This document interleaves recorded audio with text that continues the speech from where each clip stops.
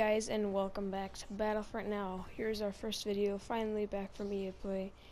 By the time this is uploaded, it will be my third day back from EA Play, and here we are today talking about everything. This is going to be a huge news recap and recap of my experience since I was at EA Play secretly, even though I didn't tell you guys. A lot of you actually knew, because I actually told a lot of you on Discord after a few days of being on vacation. So the 5 things that I'll be going over: first, my experience and how I got there, and basically my plane ride and all that stuff. Second, the gameplay itself, the mechanics and how the game felt. Third, the heroes. Fourth, the classes that are in the new Battlefront with heavy, officer, etc. And number 5, the pictures that I took, which you guys will be able to see at the end, which will be in a short little cinematic. Some of them are mine and some of them aren't, so it's going to be a mixture of mine and others that I saw on Twitter. So without further ado, let's get straight into it. Now, my ride to there and how long it was. So I left on the 4th, obviously, as I had no gameplay or anything going on.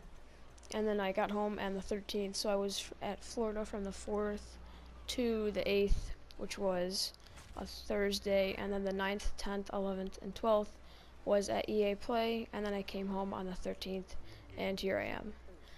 So obviously I just took a plane, all that stuff. Then I got there, stayed at a hotel.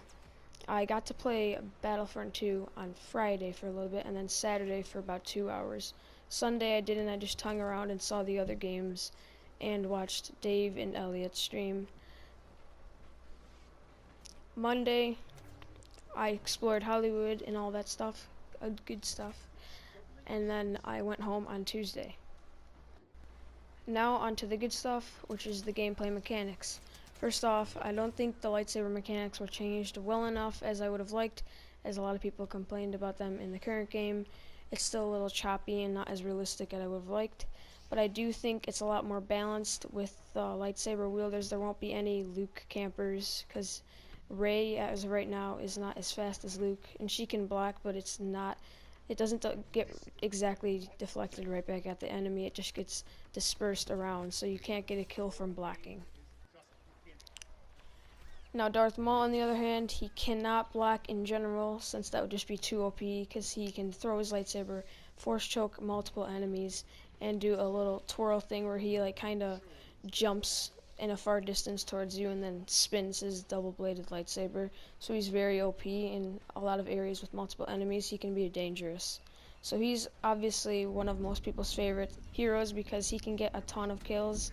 He's more of a, I guess you could say, the boss in this game, but at least he's not as tanky and OP with his health, because he cannot regenerate his health.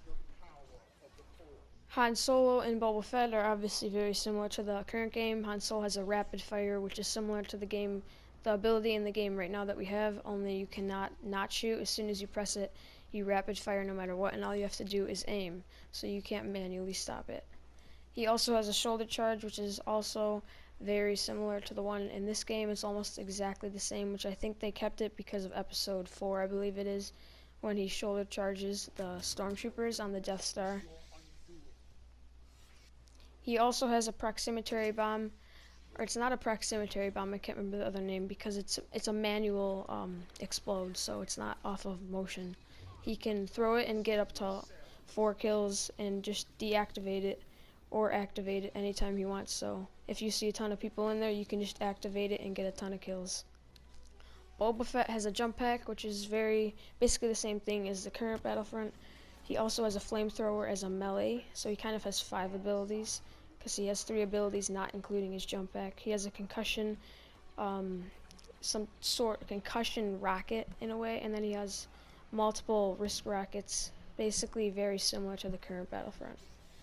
Now, when it comes to the classes, the heavy class was probably the best for gaining a hero, because you just chip away at points each time. You do die a lot, but it's very satisfying to get those decent amount of kills that you get, and you do get the hero decently fast. It was a little OP, but they said that they are going to balance it out for the next game. Now, the officer class is more of, I guess, a support class.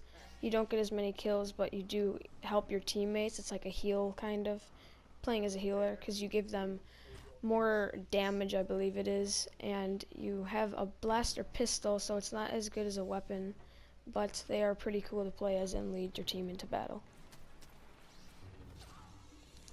Now, as you guys know, there's a reinforcements, which is Super Battle Droid, the tank. There's 2 tanks for the Separatists on Assault on Theed, which are very OP, but you cannot leave those. You have to wait till you die, so not like the current game where you can leave if you want to inside of the ATST.